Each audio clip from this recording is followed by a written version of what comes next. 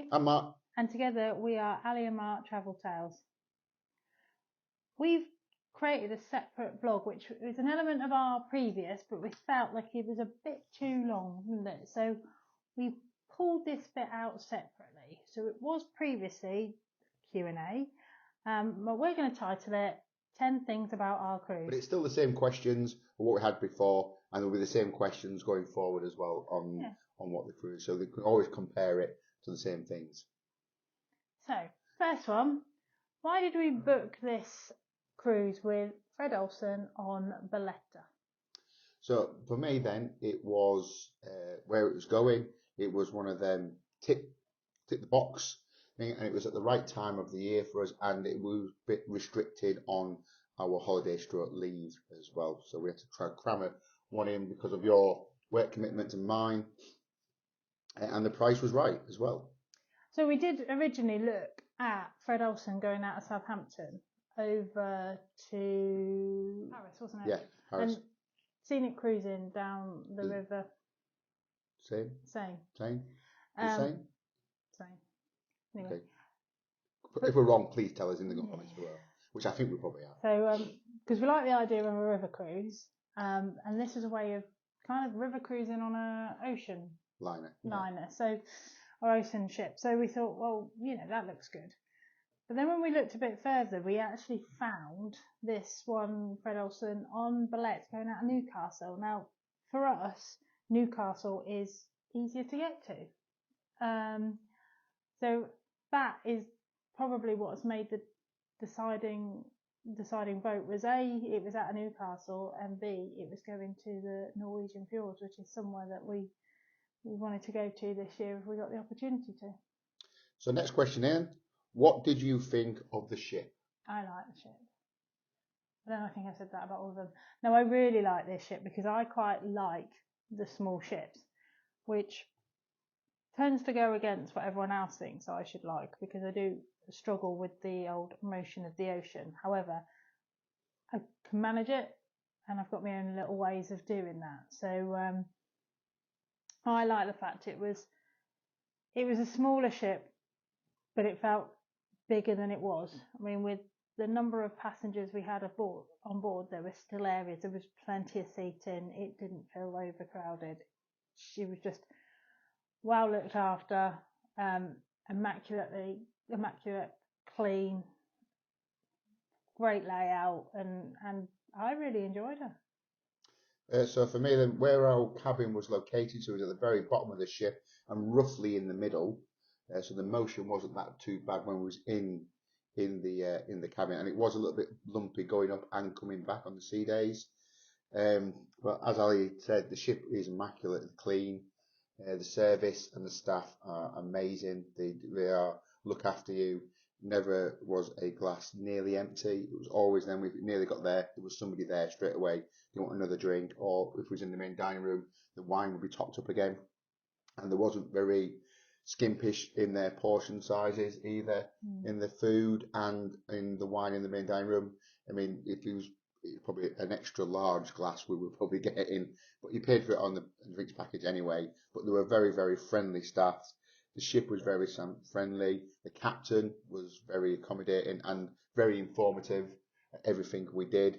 And you really saw it was very visible. The staff were very visible, and the senior officers were very visible as well. I think it reminded me of cruising before COVID. My first cruise was back in 2009 on P&O, and this was our first cruise with Fred Olsen, and it very much had memories of that time before. So yeah, I really enjoyed it. I thought the ship was just beautiful, and definitely would enjoy going on her again. So, what did you think was your best meal? My best meal was in the poolside grill, and it was the prawns and salmon skewers. They were absolutely, and unfortunately, the menu changed every day, and I don't think it came back up again. So I was absolutely gutted that it didn't come on, because I would definitely have had that again. So that was my best meal. What was your best meal? Oh, I like them all. Oh, filet mignon in the main dining room. Yeah. So yeah, it was a normal evening, wasn't it? And Yeah, it was was it was it gala just night on or the special night now? just on the menu, and it was beautiful. Really nice cut of beef, really well cooked. Yeah, definitely that was my best. I'm going to say best course because I think it's easier to say that. Okay. So, what was your worst meal? I don't think I had a bad meal. However, the worst course would have been the dessert in Vasco. Not the panna cotta. It was, I think it was meant to be fudge made out of chickpea. Not really sure, but definitely not my thing. Yeah, best way to describe that, 'cause it's my worst course, not meal. It was like unflavoured shortbread. That's probably one of the best ways. Even the little sort of blobs of sauce around it, dipping it in there, didn't save it. Really, it wasn't very nice at all. And everybody who had that totally agreed. Yeah, totally agreed. There was quite a few people who was talking to in that restaurant that night, and they all said it wasn't very nice. So that was on. So best entertainment, and it's not Robert Williams. No, he's not on this one. I think my best entertainment was the show on the last night, the musicals. Yeah. From the onboard Bolette Entertainment's team, and out of that, I think the best element they did was Chicago. Really, really well done. In fact, I made you watch Chicago afterwards because you said you'd never seen it. So when we got home, I did make you. That was 2 hours of my life before I get back. You enjoyed it. Yes, I was forcibly told to watch it. Yeah. For me, best entertainment. It wasn't a show. It was the captain's meet and greet. It was captain because I thought he was really funny, really engaging, and he ripped the senior staff apart, which was funny. I don't know if it was a planned thing or he does this all the time, but I thought for that hour and a half he did it. It was funny. There was free drink. You got canapes. It was really entertaining. And even though it was very, very dry, it was nice quite touch, good. wasn't Yeah, it? it was really good, really good. And the fact that he was around the ship as well all the time. And when we left, he was there saying goodbye to him. We hope to see you again as well. So that's my best entertainment on that one. What things would you say to watch out for? Exactly that. What we just talked about. Go to the Q&A. Also go to, if they do the entertainment staff Q&A as well, to find out about the history of them and how hard they work. And they do work very hard. Because they're not just doing the entertainment, they're doing other jobs on the ship as well, and that. What else would I say? What would you go for? I'd definitely say go to the cookery demonstration. I really enjoyed that. There was quite a lot of interactions by the guys at the front, and yeah, and then you got a sample of what they were cooking, and they even gave you a printout of the recipe and how to make it yourself, which I thought was a really nice touch. So that's if you can the cookery demo, and that was in the auditorium. I would say look out for the lounges or the seats in the observation lounge. They turn into lounges, big brown leather seats, and then it just cuddles you and turns into a lounger. And there were people snoring, falling asleep, and all sorts. But I think that might do some demographic on there. But yeah, that's what I would say. I don't think there's any. We only have one. No, because what other things? There's really bad things. The I guess poolside grill.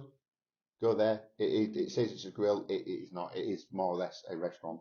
Yeah, it is a restaurant, and they change the menu every day. And they've got 3 or 4 things for a starter, 3 or 4 things for a main, 3 or 4 things for a pudding. And if the weather's a little bit rocky, you can watch obviously the wave machine in the pool. I think watch out if again I'm going to say drinks package.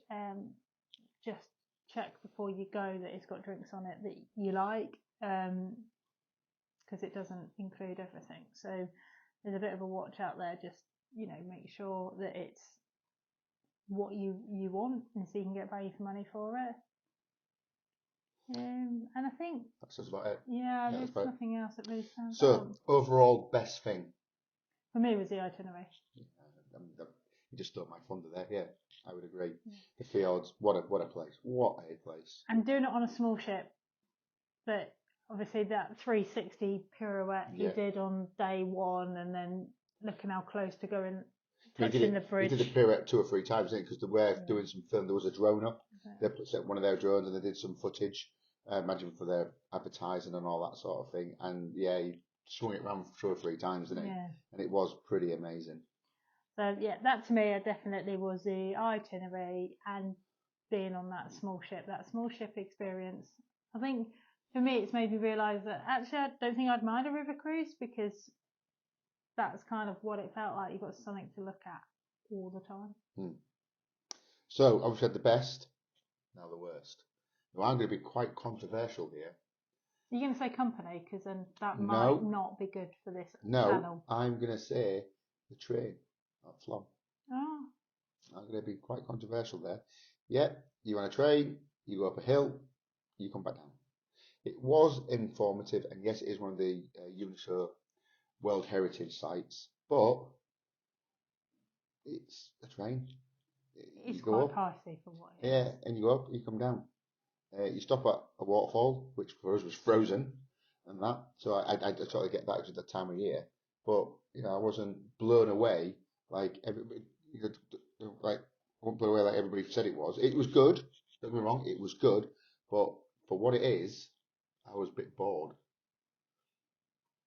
That's quite Make of controversial. that what you were, Yeah, as he I'm was sat next to me. So a bit controversial with that one. But yeah, for me, that was the worst. Yours? So you had some time to think now. yeah, I'm struggling with this one, to be honest. I don't think there's really anything that was that I would say was worse. I mean, overall, I mean, I had to really think about that, and I just got bored for 2 hours going up in a train. I enjoy trains. So I'm not going to say that. Well, I'll leave that one to you. So, who would like this cruise? Is our question number 9. Who would like this cruise? I'm going to say, if you like Cunard, you would probably like this Fred Olsen. Yeah, a lot of traits. What happened Similar on food is similar, good quality, service exceptional. the afternoon tea is with white gloves, similar to what we didn't Cunard have a is, chance for that, but what we saw. So I think if you were looking at if you wanted to sail out of the UK, not necessarily out of Southampton, that would, and you've previously been on Cunard, then this Bolette or a sister ship, Borealis, would And probably it's not just match. Newcastle either. No, They go no, from no, Liverpool as well, and all sorts. and they do get around. There were families on board. That's not their target market. It's not Fred Olsen's target market, but we had families, and the kids seemed to be happy. They have a small kids club, so I'm less likely to say it's family, because I think there's other cruise lines out there that you perhaps want to. I think they get bored very quickly. Yeah, because there's not that much to do for kids. on a longer cruise, I think, Yeah. depending on your children, if you like a bit of history. There's no arcades. There's no slides like there are now. There's no thing to watch out for. There's no gambling. No, there's no casino. No casino. No casino. No casino. Which actually, I think that's where the pub came from, because that's why that's such a big space, which I think is, for us, happy with that on this sort of cruise. Digression. So yeah, literally that was the thing to watch out for. So I think Fred Olsen, their demographic, they're looking for, I think it's nearly 60, but the average age I'd say on our cruise was probably more like the 45 to 50. So, and I think from what we understood from other passengers that have cruised before, Newcastle tends to be slightly younger, because not many cruise lines go from the north, and as such they take advantage when she's up that way. So couples, definitely. If you're looking for a great all-round experience with a focus on the itinerary and the destination, great food, exceptional service, then it's one for you. And if you, like I said, I would say Cunardy type passengers, you'd enjoy it. Yeah, I'm just going to slip back into ones to watch out for. on the promenade deck, that's where the balcony cabins are. So you come out your door onto what you think is your balcony, and it is the promenade. So you haven't got a private one.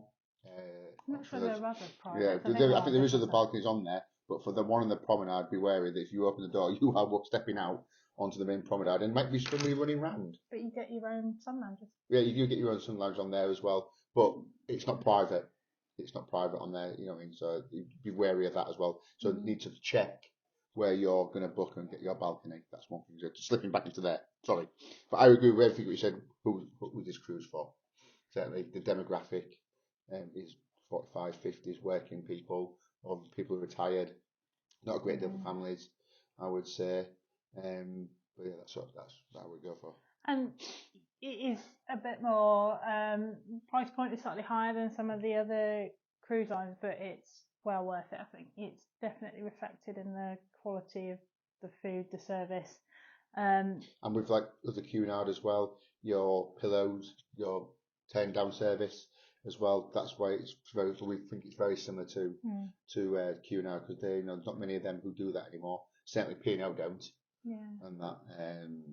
And some of it might be because you still pay tips on top. So you pay cruise fare and then you pay your gratuities for your cruise on top. I think it's £5 per person per day. So it's not as much as other cruise lines. It's quite a nice fee, but that the staff are then, I don't know, they just seem to be a bit appreciative of it, and that's another thing just to bear in mind of that on top. So question number 10, our final question. Would you book again? I'd book again. Because you do the bookings anyway, so. Well, yeah, there is that. Definitely. I think I really enjoyed the cruise, and I really enjoyed the ship. Again, I would say with a heartbeat book again. I would look where it's going. On a smaller ship, if it's going to be choppy, you're going to know about it. You do feel it a lot more on a smaller ship than one of the larger ships what's out there. I don't know. See, I felt worse on a bigger ship, so I'm a bit like. But it all depends. We would say we was lucky with our cabin, so it was low and in the middle. But you went further up, you did feel it, and you could see even when we was in the thermal suite on the first day when we was at sea, it was getting better as we was getting more towards Norway. But it was lumpy to start when you could feel it because it was at the top and at the front, going up and going down. So that's one thing I would look where it's going. So certainly down to the Canaries, or if it goes to the Med. I know that a lot of them do world tours as well. Do world tours around Africa and South America. Yeah, just look where it's going and just take that into sort of consideration. But without a doubt, we get the chance and the price point is good for us, then we would certainly book another Fred Olsen ship, even to go on Balmoral. We won't go on the Braemar because that's tiny, and we've had your dad's been on there and he didn't quite like it. But everybody's other opinion. But we'll certainly go on Balmoral, Borealis, and maybe again back on Bolette. In fact, I'm probably looking at Easter next year. She's going again out of Newcastle, but a slightly different itinerary. Yeah, she's going to Oslo instead. Yeah. So yeah, definitely that small ship. You just get into places that the bigger ships can't get into. So, but overall, it was a really good cruise. Yeah, it was a really good cruise. So our next cruise is this month. And if you're not sure when you're watching it, that's May 2023. Yeah, end of May, we're travelling on Azamara. We have not been on Azamara before. We've not been on Azamara. Again, Lois. No cruise control. No cruise control. She was on this cruise last year. Yeah. And that gave us the inspiration to go on it this year. Single-handedly, no cruise control's fault that we booked the next cruise. So keep your eye out. Insta. You're on Twitter, and then we will be reviewing and telling you all about it on our vlogs on YouTube when we get back. So please subscribe, like, not only on here but on Facebook. We're on there as well. Insta, all main lines, social media even. I'll get my words out in a minute. Social media. So please. So thank you very much for watching, and take care. Take care. Bye.